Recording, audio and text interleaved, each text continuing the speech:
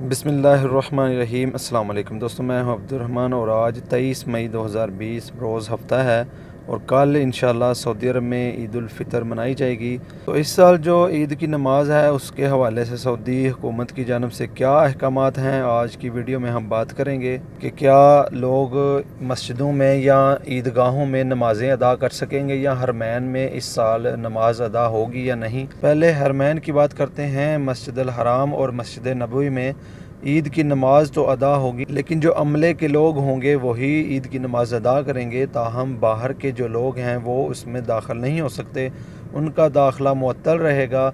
उसके अलावा पूरे सऊदी अरब में जो जामिया मसाजिद के जो मुअज्जिन हैं उनको हुक्म दिया गया है कि वो नमाज फ़जर के बाद लाउड स्पीकर में ईद की जो तकबीरें हैं वो पढ़ते रहेंगे। ताहम जो ईद की नमाज है वो बाजमात अदा नहीं की जाएगी इस साल, ना ही किसी ईदगाह में और ना ही किसी मस्जिद में। लेकिन जो तकबीरें हैं वो ऊंची आवाज़ में पढ़ी जाएंगी नमाज ईद तक। इसका हुक्म जो है वो जारी कर दिया गया है सऊदी हुकूमत की जानिब से कि नमाजें तो अदा सिर्फ हरमैन में होंगी, वो भी अमले के लोग, लेकिन उसके अलावा पूरे सऊदी अरब में तकबीरें ऊंची आवाज़ में पढ़ी जाएंगी। ताहम जो नमाज़ें हैं वो बाजमात अदा नहीं की जाएंगी, वो लोग अपने घरों में अदा करेंगे। ये थी दोस्तों आज की अहम मालूमात जो कि नमाज ईद के बारे में थी। मिलते हैं इंशाल्लाह नेक्स्ट वीडियो में। अल्लाह हाफिज़।